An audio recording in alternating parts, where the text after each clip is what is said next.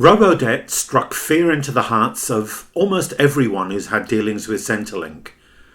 For more than 4 years, from July 2015 until November 2019, welfare recipients were at risk of receiving random demands for debt repayments, often in the thousands and sometimes for tens of thousands of dollars. Before Robodebt was killed off, more than 526,000 people were told they owed the government money. In the overwhelming number of cases, it simply wasn't true. But many people paid up out of fear, others suffered mental distress, and tragically there were suicides. So why did this happen? To unpack the bureaucratic bastardry behind Robodebt, journalist Rick Morton has written a book. It's called Mean Streak, and it's published by HarperCollins. Rick is the Saturday paper's senior reporter, and he's won 2 Walkley Awards, and those are effectively Oscars for journalists, for his coverage of the Robodebt Royal Commission, and he's also the author of an earlier book, 100 Years of Dirt. And Rick joins us today. Also joining us is Solidarity member Tom Orsag. Tom was one of the many victims of the Robodebt scandal. You're listening to The Sound of Solidarity, brought to you by Solidarity. We're a revolutionary socialist group in Australia, and if you'd like to find out more about us, our website is solidarity.net.au. I'm David Glanz, and I'm recording this episode on unceded Wurundjeri land in Naarm or Melbourne. If anything in this episode causes you distress, ring Lifeline Australia on 13 11 14. So welcome Rick and welcome Tom. Thanks for having us, David. Yeah, thanks, David. Okay, Rick, we'll start with you as the star of the show. Congratulations on the book. I think you've made a heroic effort to explain the Byzantine process of decision-making at the top of the public service. But not everyone is across what was behind the Robodebt scandal. So can you start us off by explaining how it worked? Well, I liked what you said when you were talking about the debts at your introduction, where, in the overwhelming majority of cases, the debts just didn't exist. And that's really what this was. The government, and the idea came from the Department of Human Services, with the full-throated backing of the coalition government at the time. The concept was to take the income that people are required to report when they're on Centrelink income payments every fortnight, because that's how the Act assesses it, and check whether a similar amount or more or less has been declared to the Australian Taxation Office. What they did in those cases was to take the Taxation Office number and just divide it by 26 to see roughly whether people were telling the truth about what they were reporting to Centrelink. It was a dodgy mathematical average. It was a process that they knew would come up with incorrect figures, that they knew was illegal, that it had no basis in law, and that it vastly inflated the debts that people were alleged to have owed, and often, as you mentioned, created them out of thin air. And this program is what began in 2015, and it's something they always knew was mathematically wrong, legally wrong, and definitely morally wrong, and it continued, as he said, until it was stopped finally, not because of anyone's due diligence or good nature, but because of federal court cases in 2019. You mention that it was illegal. In the book, you take us through amazing twists and turns with lawyers in-house in the DHS and the DSS turning themselves inside out to try and find some form of justification for this scheme. And some of the people actually came up and said it was illegal and their advice was ignored. How could something so blatantly against the law continue for such a long time? It was really the major dystopian fascination I had with this story. Yes, I expected the coalition government to be cruel to people on welfare. It wasn't news to me that Scott Morrison was an annoying, terrible minister who did terrible things. But it was news to me how a department could twist and turn and writhe when all they had to do was say, we got the legal advice that says, no, you can't do it. And they wouldn't pass it up the chain. And so DSS, way back in December 2014, before this idea even makes it to the budget, has legal advice from their program legal team that says, no, you can't do this. Centrelink income is assessed every fortnight. If you earn money in September but are not on income support in September, that has nothing to do with how much welfare you got in March. Nothing at all. And yet that's what they were doing. They were comparing apples and oranges. And then you see, once we get this idea in front of a minister, it just picks up speed. It's like one of those Looney Tunes cartoons where you've got increasingly crazy schemes to try and ignore reality, disturb reality, and then remake it as something that they were happy to put on a cabinet submission and take to cabinet and mislead cabinet, which was the finding of the Royal Commission. It's truly remarkable, and it is not kidding when I say it's the number one reason why I had to write something about what I saw, because my jaw is still on the floor about most of it, to be honest.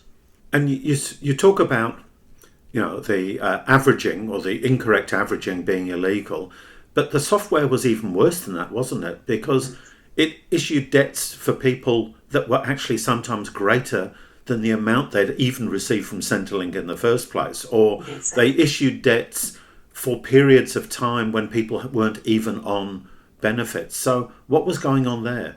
Well, I was just doing a story about employment services the other day. We were talking to Jeremy Poxon, who used to be with the Australian Unemployed Workers Union.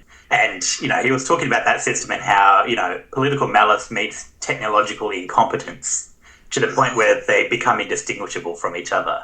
And that's exactly what Robodebt was. The political malice was there from the start. But the whole point of this scheme was they could increase the number of debt they could get from people using this mathematical lie.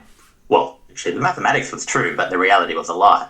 And then they wanted to turbocharge that underlying policy with this kind of computer system, what they called the online compliance intervention. And it was just a computer program. And the computer program was so badly made, it couldn't handle someone who had income in more than 1 year. It inadvertently gave debts to aged pensioners who weren't even included in Robodebt to start off with. As you said, it frequently gave debts that were larger than the amount of money that people ever got from Centrelink, which is just impossible. And rather than stop this thing, a deputy secretary in the Department of Human Services, trying to meet her secretary's demands, orders that this thing go from, I think at that point it was doing 1,000 a week to 20,000 letters a week. And it was just wrong. It was wrong three ways. It was like thrice cooked duck. It was wrong, it was wrong, and it was wrong. And they just kept going with this thing. And that really is what caused them in the end, or caused this program to enter the light of day. Because until that point, they'd managed to quintuple the number of debts issued from 20,000 a year to 105,000. And now they wanted to go even harder. And that's what did themselves in, really, and brought a lot of public opprobrium onto this program in late 2016, early 2017. And you report in the book that many of those letters were never actually received by the people who were meant to receive them because they'd moved on, wrong address, wrong details, but that the debt was then levied automatically.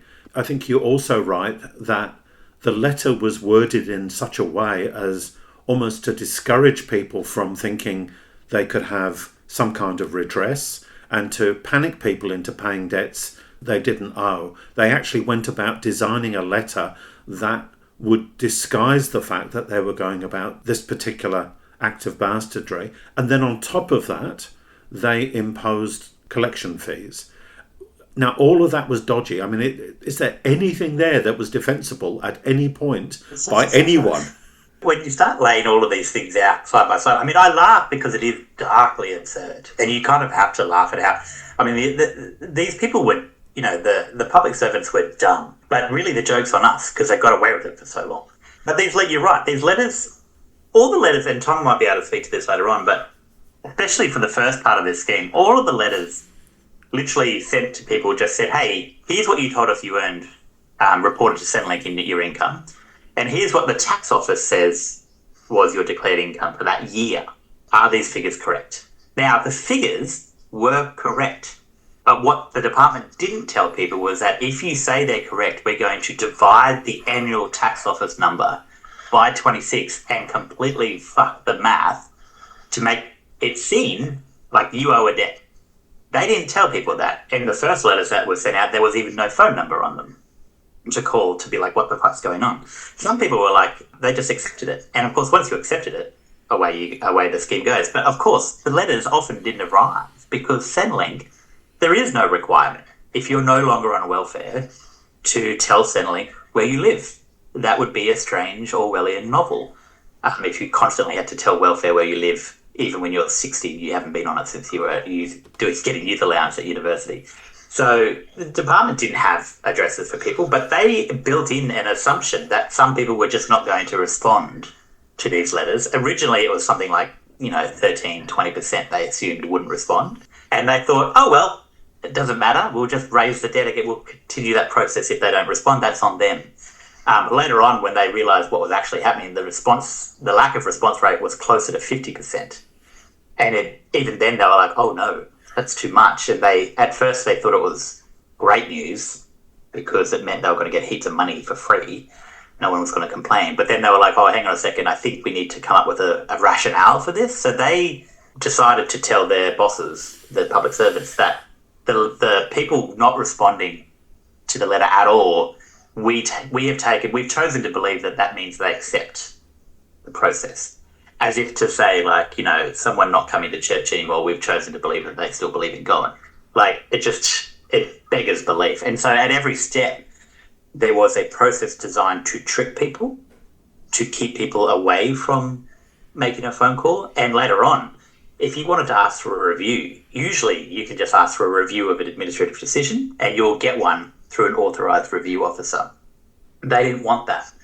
So unless you use the exact form of words to say, I would like a review from an administrative review officer, as is my right, they would give you a fake review where they would flick you back to one of the people in the compliance team. You thought you were on a track to get an administrative review tribunal decision. You weren't on that track. It was devilish in terms of the lengths they went to keep people from figuring out what was going on. Yeah, I think we're being a bit unfair to Orwell. I think this is Kafka's terrain.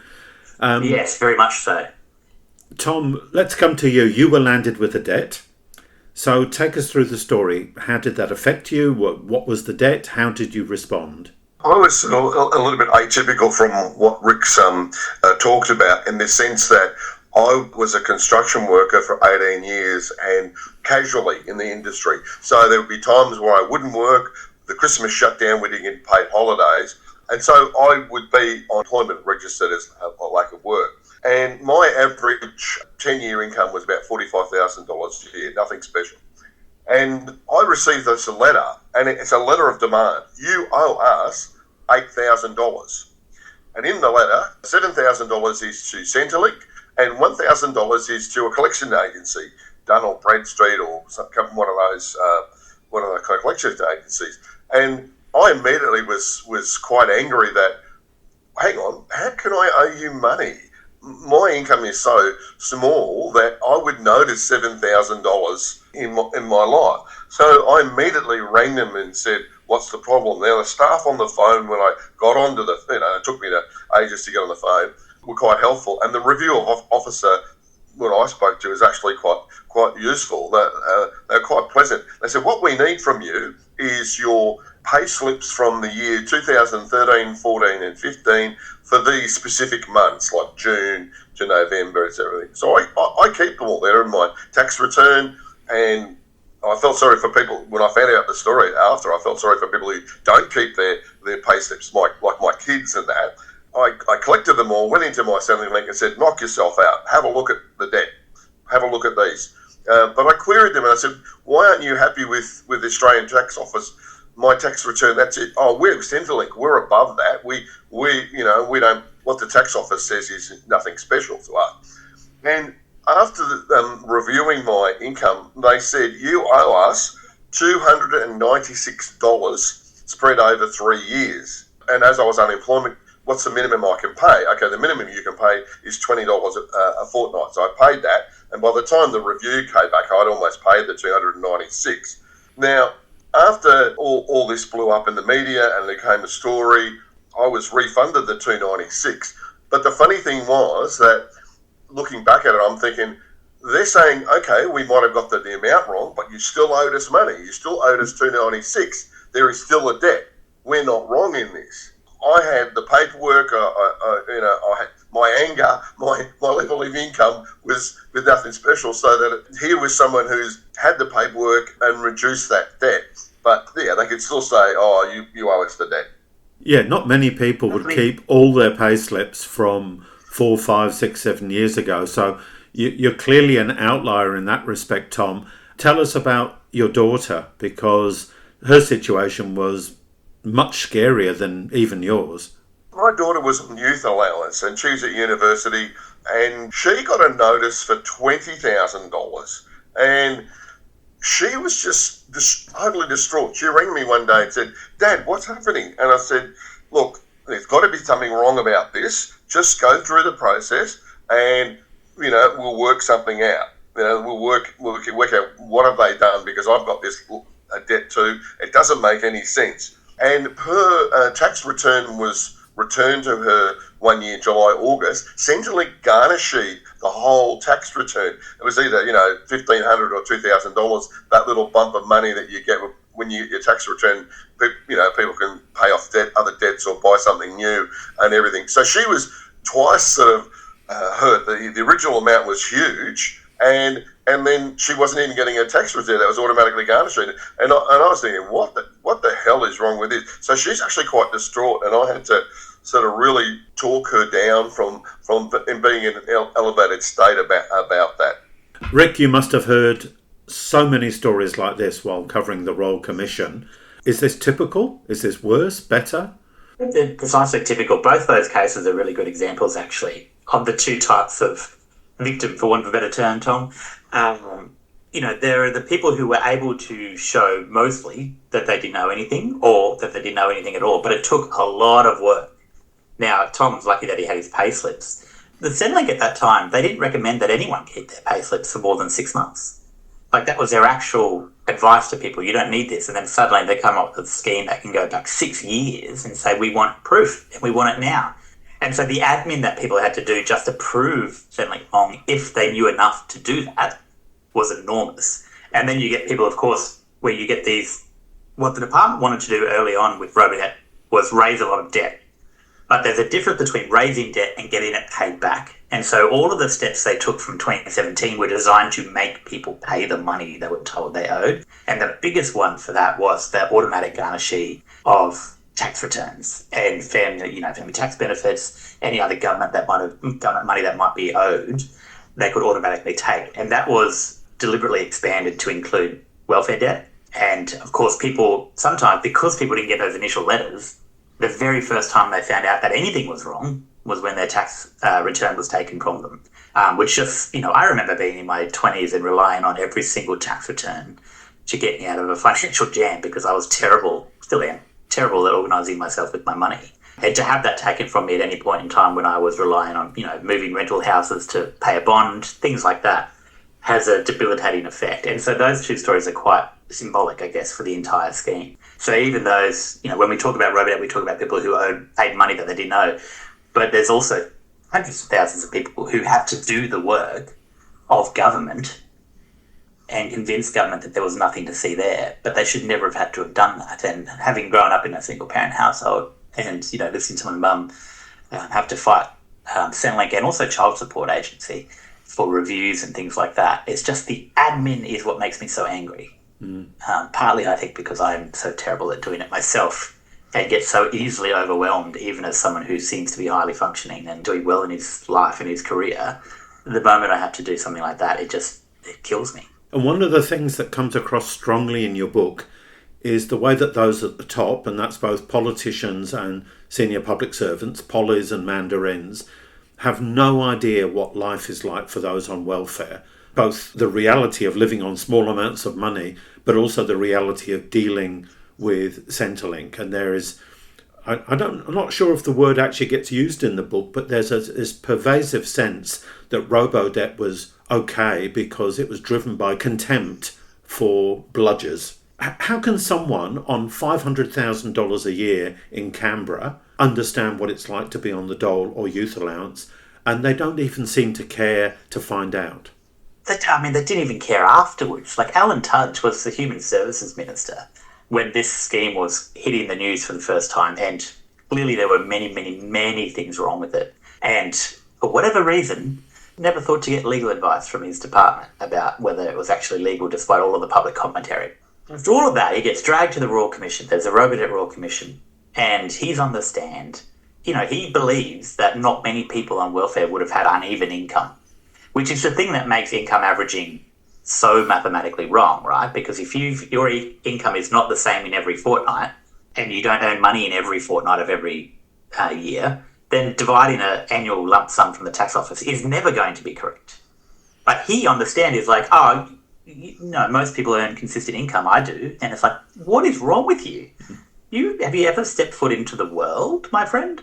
And then after the Royal Commission, so after all of the most heinous details, which is where we learned for the very first time that this thing was illegal, actually illegal, the government had admitted it for a settlement in court, but we learnt they had the legal advice in 2014. All of those things get revealed. And he writes a column for The Spectator to say that the Robodebt Royal Commission was a missed opportunity to talk about welfare reform. Like, these people are impenetrable. They willfully or otherwise, I think he has a lot riding on the fact of being, willful about, trying to say that, there really was a culture of wrongdoing in welfare, blah, blah, blah. He's got a horse in that race. But still, to come out and just be so unaware and so incapable of imagining or wishing to imagine those lives, there is a deeper pathology there. And that extends into the public service. Certainly at the very top of the Department of Human Services, there were major problems. They saw themselves as cops. They were compliance officers, basically. They were administering all these payments. Social services were considered to be, in government terms, the kind of buttoned up, well-to-do, bleeding heart social policy gurus who never met a real dog bludger, quote-unquote, and that's what DHS had to handle. So there was this huge gulf between the two, but both of those departments were filled with people who never interacted in a normal sense with normal people anymore because they were in their bubbles, quite literally. Tom, what's your experience of the culture within the welfare system? The more it dragged on and the more I read about it and became in the public domain and it became a scandal, the more I looked at people like Morrison, Tudge, Stewart, Robert, and that they become hate figures for me because there's this, you look at Morrison, there's this sort of undeserving poor, and we decide who gets some charity or handouts, because effectively Centrelink is seen as charity.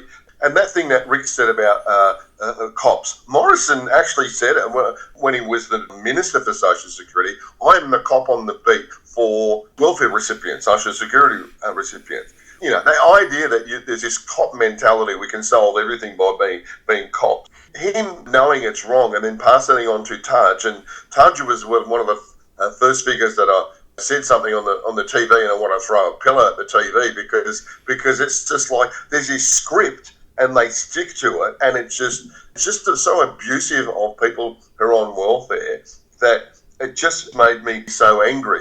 There's a certain smugness, etc., on their part about people on welfare, and the final thing was that when the scheme, go back when the scheme's introduced, there's this whole idea that there's money to be made off welfare recipients and overpayments, okay? And even under Labor, under the Rudd and Gillard years, they start a process of, people being overpaid for whatever reason. And then every year from Morrison and then Tudge and Stuart Robert, they say the billions they can recoup, instead of being 1 billion, it's 2 billion, it's 5 billion. There's this exponential growth of the amount of money that we're going to recruit from welfare recipients. In a sense, it's like, why are you even thinking that there's this vast coin for the government to be had from welfare recipients? People live from week to week on these payments, and I've been in that situation. If I didn't work in all of January and didn't start back working in the building industry, I'd be waiting for Centrelink to give me approval to be paid unemployment. But it would take so long, it'd take a month. So you get all the money, but you'd be waiting a month to get your first payment. These people do not live in the world that we live in, but also have contempt for us. That's a really good point as well. You make about the kind of the cop on the beat mentality, because it's literally how Robodebt started. The Morrison takes on social services, and his first media interview was with the ABC, and he's very kind of nice and collegiate. And then he has his first briefing with Catherine Campbell, and he says, I want to do compliance. And she gives him the bones of Robodebt in that meeting. And after that, he starts talking about tough new cop on the beat. He's a tough new welfare cop on the beat. And he says that because he knows that there is a compliance thing bubbling up in the department and that he can go hard on it. And that becomes his whole personality. And Catherine Campbell and her deputy, Melissa Golightly, are listening to the interviews he does on 2GB and sending transcripts to each other going, have you seen this? So you cannot separate Robodebt from that culture of contempt. And also, just to make the point really quickly, I won't drag on, but I don't believe in the deserving poor and the undeserving poor. I think everyone deserves welfare if they need income support. But the idea that there are dole bludgers, this Robodebt couldn't, by definition, have targeted a dole bludger because everyone who was targeted by Robodebt had declared income because they were trying to do what the government wanted them to do, which was to work. And Robodebt could never have worked on anyone who didn't have income to declare. And so their rationale isn't even internally consistent, which is somehow more offensive to me than almost everything else. It's like they're just illogical. How did they get away with it for so long? They kept it a secret. I mean, we talk about those kind of early budgets with the compliance numbers going up and up and up that Tom mentioned. It's completely accurate. Every budget, it's the same with the tobacco excise. Every budget, that there's going to be a new compliance initiative because they say they'll make more money, and the tobacco excise will go up because it's an easy way for them to kind of plug the books. It's like playing Sims, right? You just dial up a few numbers and you fix the budget. But of course, I've covered so many of those budgets where they announce a compliance initiative and then 3 years later they go, oh, it didn't work because there wasn't any fraud. The famous one was the DSP medical assessments where they're like, we're going to get 90,000 people reassessed on medical things. I think it was 0.5% or 1% of people were found to, no longer be eligible. And it cost so much more to administer. They had to scrap it. And so when they come out in the budget in 2015, I promise this is answering your question, David. When they come out in that budget and they announce this new compliance regime, there is no detail about what it is doing, how it works. It's part of a package of other reforms called Strengthening Welfare Integrity Package, the SUWIP. And I remember that budget. I remember thinking, well, that's fucking never going to happen because I'm naive and I didn't think that they were willing to break the law to come up with these numbers because that's what it required.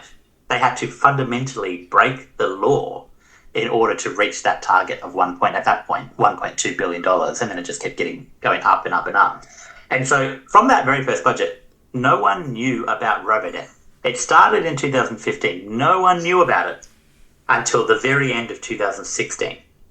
So already, by the time people figured it out, there was very little to suggest that Morrison was even involved in it because he'd moved on. He was treasurer now.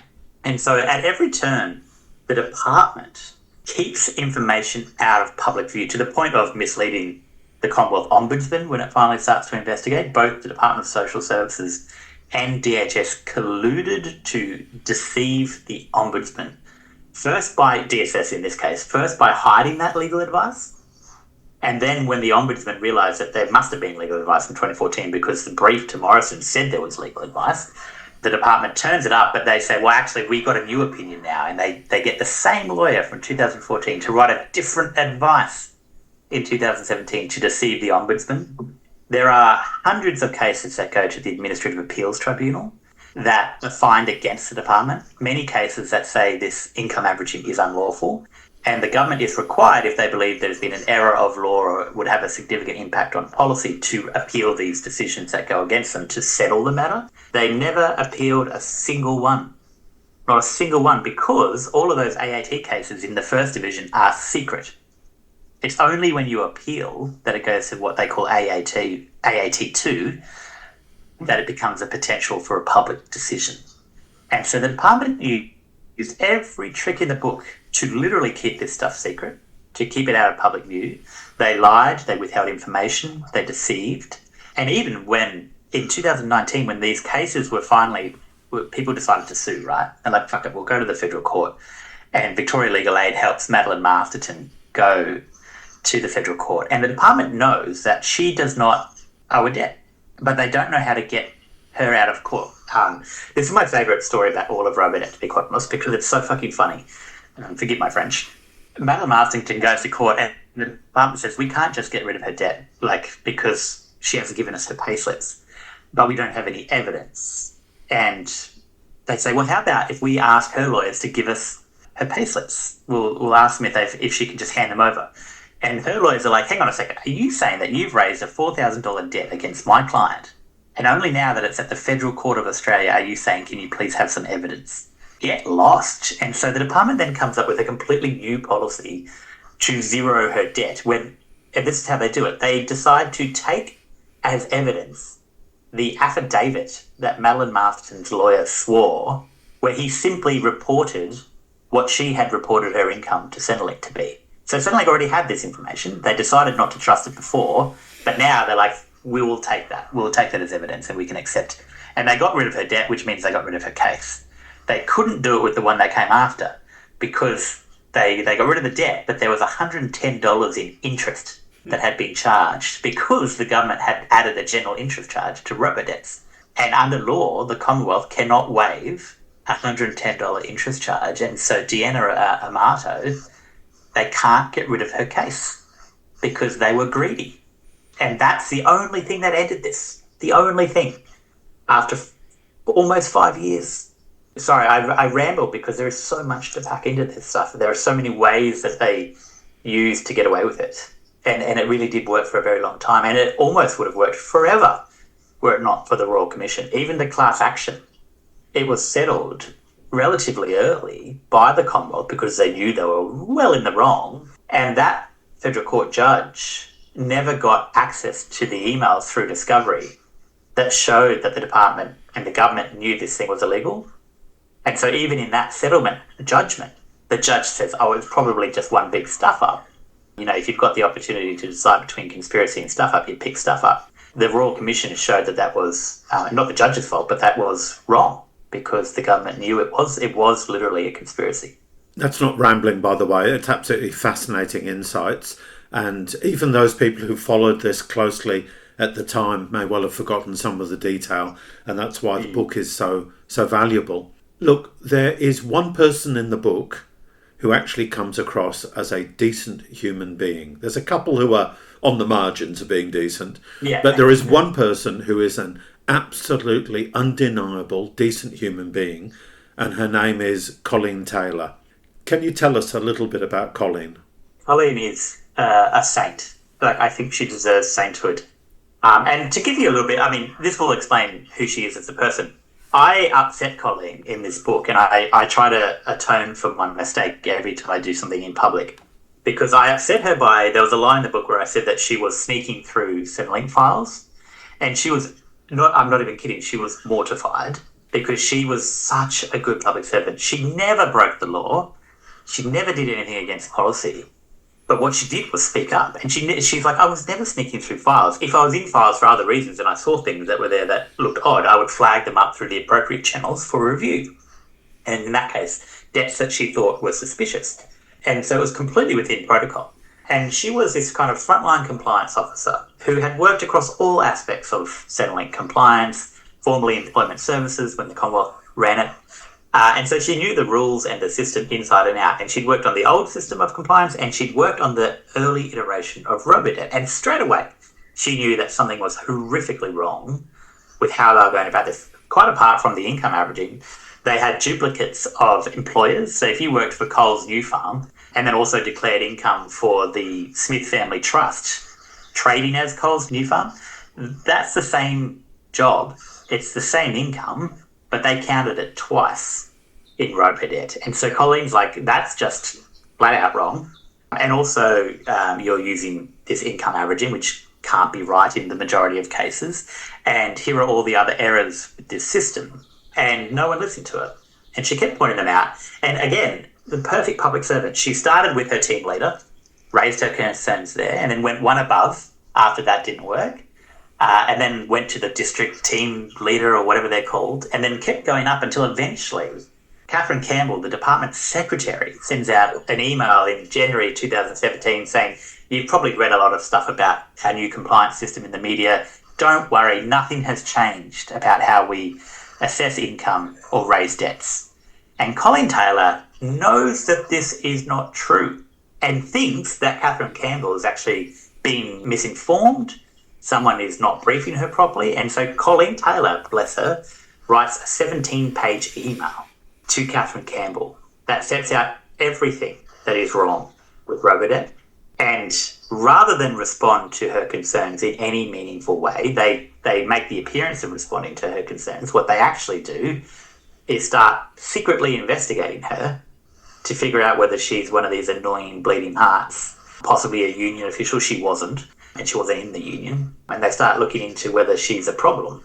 And eventually, nothing she says about this system is listened to, and she becomes so overwhelmed with grief about it that people start dying as she predicted they would. She was there when Reece Corso, whose suicide is now famously linked to Robodebt, hit the front page, and she said it's starting to happen, and she had to leave. She couldn't bear it anymore. She was right about everything, and I mean everything. There is not a thing that she wrote that was misconceived, that was, she didn't have a comma out of place. She could have written the manual for how to do compliance. In fact, she wrote her own manual to help people when they were doing Robodebt work because they didn't understand how it worked. And she was like, here's what's actually happening. And so she's the perfect public servant as we would like to conceive of them. Someone who cares about the public, who cares about service, and who is ethical. And it is a great indictment on the entire apparatus in the Commonwealth that she is one of the few people that emerges from this saga capable of claiming that mantle. And I believe she was an APS 4, which means she was on a fairly modest wage. She was quite junior, experienced, but quite junior in the system. And she understood it better and had a better sense of morality than people... And still remembered the details on the stand. Yeah, better than people on $500,000. I think that sort of tells us something about who should be running the system, the Colleen Taylors of this world, rather than the Catherine Campbells. Tom, there was a mention before of the settlement. Tell us how much you got as a victim of Robodebt in the court case settlement. Well, firstly, the debt that was raised to me after the review was $296 spread over 3 years. That was returned to me, so I received the amount that I supposedly owed, and then was part of the class action and opted in, and I got the princely sum. I kept the letter of $50. I didn't keep my original $8,000 debt. I should have. But it's $50 and 51 cents from Centrelink, which is sort of for the pain and suffering and the stress and the having to deal with my daughter's sort of meltdowns and everything. It's just pathetic. It's absolutely pathetic. Tom, is the case that is just for the interest that otherwise would have been paid on that money that you owed? Because this is your class action settlement payment. Yeah. So for the sort of pain and suffering kind of thing. As far as I was aware, there was no compensation for the actual damage this stuff did. It was just like they were giving back the money that they took from you, that you paid, but also any interest that you should have been getting on that money at the time. Oh no, this doesn't say interest. Yes. This says because you're eligible for a settlement payment. This is a settlement. This is actual class action. So, that's wild. $50 and it's nothing. The funny thing is that when you are on unemployment and you are working, you declare every dollar and every cent. So the idea that somehow you owe $7,000 over 3 years, when you're literally trained to put all this stuff, it just did my head in. The other hero for me is that Deanna woman from Epping, because we went to the next court case. They couldn't settle with her. Just, people are living on such low amounts of money that this debt will literally put their head under the water. And she wanted to fight about that court case. That struck me as one of the things that stood out as well. That was an incredible case.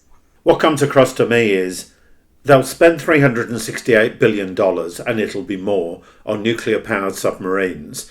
Richard Marles, the Deputy Prime Minister, will go to America pretty much as a bagman, carrying a big bag of cash and hand it across to the Americans to make sure that they'll keep on with the nuclear power system. No one will count that. No one will care about his first-class travel across the world. But $1 $1 to a working class person is seen as a crime. I think it indicates that the welfare system is not a welfare system. It's something which workers have had to win through struggle over the years, and our rulers bitterly resent everything that flows back to us. They will cut some slack for age pensions and people on veterans' pensions, but for the bulk of the population who touch Centrelink, they regard us as cheats, as thieves, and as undeserving. It's a horrible situation where so many people suffered. We've mentioned the mental distress and we've mentioned the suicides. Coming out of the Royal Commission, at this point, no one has been punished. But Rick, just a couple of days ago, before we're recording this conversation, the National Anti-Corruption Commission has decided that it will, after all, investigate 6 people identified by the Royal Commission, not named, although I think it's pretty easy to guess the name of at least one of those 6 people, but I'm not going to get myself into legal trouble here by doing that. Can you remind listeners why the Anti-Corruption Commission initially didn't respond? And are we going to see prosecutions? Is someone going to end up in jail for this act of mass bullying? I think I can answer the last question first. Probably not. I mean, I think we should have, because for the Robodebt itself, as far as I can tell, there is no crime committed in the conception. Now, I'm not saying that there's no offence. If I stole $20 from someone on the street, that's a crime. But if you steal $1.8 billion from people on the welfare, that's not anywhere in the criminal code. Now, there were other related matters that might have done people in, including one who was referred to the AFP for fabricating, allegedly, evidence before the Royal Commission. I think I know who that was. But the AFP decided that there wasn't enough evidence, not that it didn't happen, but that they couldn't be sure that this person intended to deceive the Royal Commission. But again, it's not because they did Robodebt that they were facing prosecution. It was because they lied to the Royal Commission. And so, no, I don't think there will be any prosecutions, which is why I'm so mad about how the National Anti-Corruption Commission has handled this saga from the beginning, because they really were the best bet to get some kind of normative. No one wants their name attached to corrupt conduct. The one thing I've learned covering Robodebt is that the people who are involved in Robodebt would love it quite dearly to never have it darken their door ever again. They hate the fact that they are linked to it. Even Morrison, famously unperturbed by most things, gets very cranky in Parliament when he was still there, in public, when he rejects assertions made by the Royal Commission, not assertions, findings made by the Royal Commission and the Commissioner Catherine Holmes. So the NAC gets these 6 referrals when the final Royal Commission report is made. The referrals are made by the Royal Commissioner Catherine Holmes, who's the former Chief Justice of the Supreme Court of Queensland, an incredible legal mind who delayed her Royal Commission report by a week so that she could make these referrals. I know enough about Catherine Holmes to know that she doesn't do anything for shits and giggles, and she doesn't do anything that she doesn't think there's a purpose to.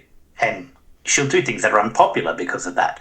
But she did this because she thought there was something to investigate. The NAC had it for all of 3 months before an October meeting in 2023, where they decided ostensibly to do nothing at all, not even investigate, but didn't announce that until the following year. So they had it for almost a year. They did nothing. We find out only after the fact that the commissioner, who had a declared conflict of interest with referred person number 1 due to a prior professional relationship, say that 10 times fast. Oh, there's a photo of that. Yes. There's a photo of that relationship. It's funny because my editors and my lawyers won't let me say this person's name, even though it's very clear who it is, because we don't know for sure they were the one referred. Anyway, we know that referred person number 1 is allowed to edit the public statement that the NAC makes announcing there will be no investigation, and that Paul Brereton accepts the edits through this person's legal representative, despite his declared conflict of interest. And so the entire process is tainted. Now, the inspector of the NAC, which is a separate office in the legislation that is meant to hold the NAC accountable, the Inspector Galfiness, thank God, looks at this because there were so many complaints from the public and says, hang on a second, you didn't recuse yourself from this process properly at all.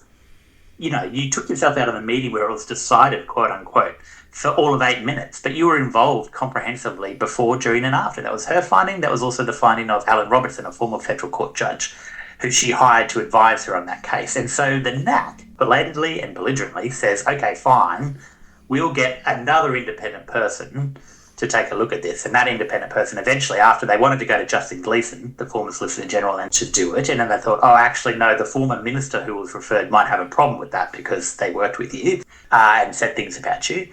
And so we'll go with Geoffrey Nettle, who's actually an incredible pick, and I'm glad they picked him, the former High Court Justice. And he comes back 2 days ago. If it's overly complicated, I'm sorry, but they did it, not me.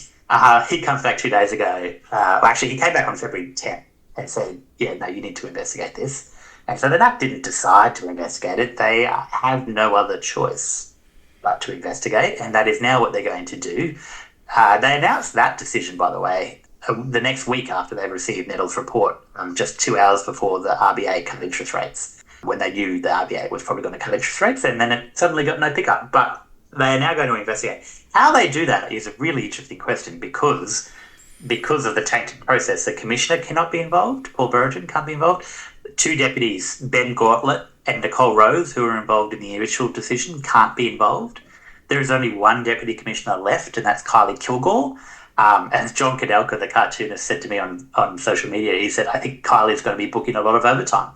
I suspect they will have to get more outside people in, which makes a farce of the entire apparatus of the NAC, and surely means that Commissioner Brereton, who has now had his conception of what should have happened, has been negated by a junior NAC staffer who made the original decision that there should be an investigation that was overturned, by Catherine Holmes, the Royal Commissioner, by Gal Finesse, SC, the eminent legal mind who is the inspector, by the former Federal Court Judge Alan Robertson, and now Geoffrey Nettle, former High Court Judge.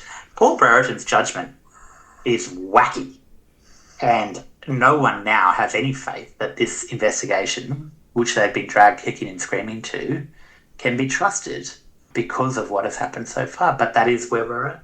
Moving to an end. So, Tom, I'll just give you a last chance to comment on all this. Your final thoughts.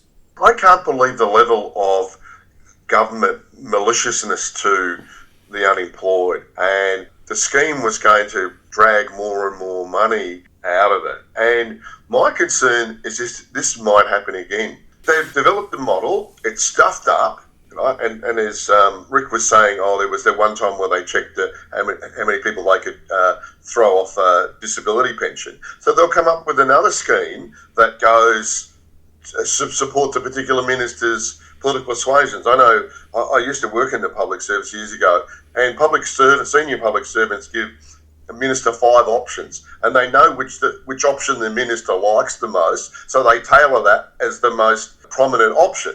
So if you have any minister like a Morris or Stuart Robert, if that minister wants to have another go at the unemployed, but let's do Robodebt, but let's do it properly. Let's do another version. Let's rip off money from that. That may well happen again. My fear is this is a learning exercise for them, that we stuffed up, but how can we do it legally? How can we close the loopholes? Because welfare is such a huge percentage of the federal government budget. And like David said, their priorities are nuclear-powered submarines. $368 billion is okay, but we're never going to spend that on social welfare. How do we get the money back? So my fear is that they might repeat this again purely because of the logic of trying to neoliberalism, trying to get money out of welfare recipients or anyone else that they don't regard as being entitled to that money. Yeah, no, thanks. And that really sort of leads me into the similar final question to Rick, because at the back of your book is the bit I must admit I read less carefully, and it's all the... I have no comment to make on the back of the book. It is what you make of it. It's clearly there for legal reasons, and it's for people who haven't read the book or are not likely to. It's a series of statements from some of the key senior people, public servants and politicians, all basically saying, I didn't do it, nothing happened, look over there, look over here, just ignore it, let's pretend it never happened, let's move on, but in quite legal and formal language. So, Rick, like Tom, are you worried that the appetite is there for a rerun of something like Robodebt. Maybe they will design it to avoid that particular legal pitfall. But do you think there's a danger of all of this happening all over again? I absolutely do. And I think the danger is, as Tom points out, it's in this inability to reckon with what actually was Robodebt. Now, Robodebt was an illegal scheme, but the focus on its illegality really, to me, is beside the point. It's a great journalistic headline that they had legal advice in 2014, but it's beside the point. It existed because Tony Abbott's first budget got stuck in the Senate, where they wanted to kick young people off the dole for 6 months of every year.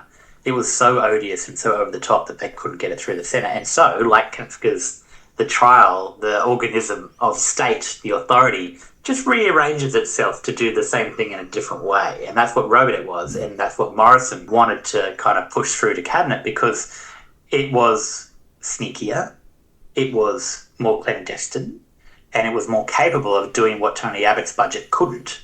And also, for a bunch of complicated budget process rules, it was, capable of being sold to the Department of Finance as acceptable. And so we know that that's why that happened. Now, of course, I'm seeing it again now already with different versions of bureaucratic abuse with the National Disability Insurance Agency.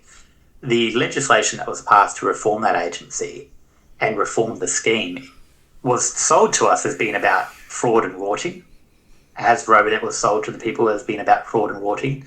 They were told to sell it like that because Redbridge did some narrative focus groups where people were like more acceptable. They had a qualified tolerance, was their word, for other difficult changes to the NDIS if you were talking about tackling fraud and rorting. The legislation that reformed the NDIS did almost none of that. It was not about fraud or rorting, but that was the narrative that was used to sell it. And the effect of it is to legalise a fairly blunt bureaucratic process, which is hurting people. It's hurting people now. And now there will be people who will be like, Rick Morton, how could you possibly compare what's happening in an ordinary government sense to this aberration that was Robodebt? And that's where we run into the problem, I think. We think Robodebt is the monster. We're the monsters. Like, I don't want to be like too overly, vitally about it, but we are the monsters. We are, as long as we are okay with the bludgeon of systems.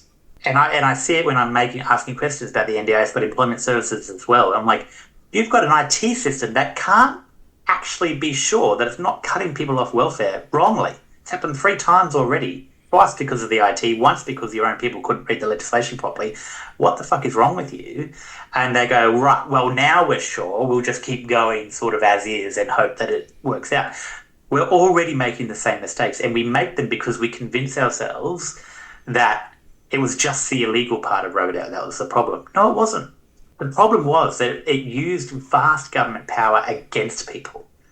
And I have a problem with that, whether it's legal or not, whether it's, a policy of the department or not, whether the government wants it to happen or not. If it's happening, you want it to happen, unless you stop it.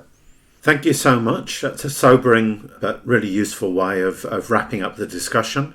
Thank you, Rick. Thank you, Tom, for your time today. And I would recommend people go out and buy Mean Streak and go through the detail themselves. It's absolutely horrifying. Rick's given us a really good overview, but the detail sends shivers down your spine. So thank you both.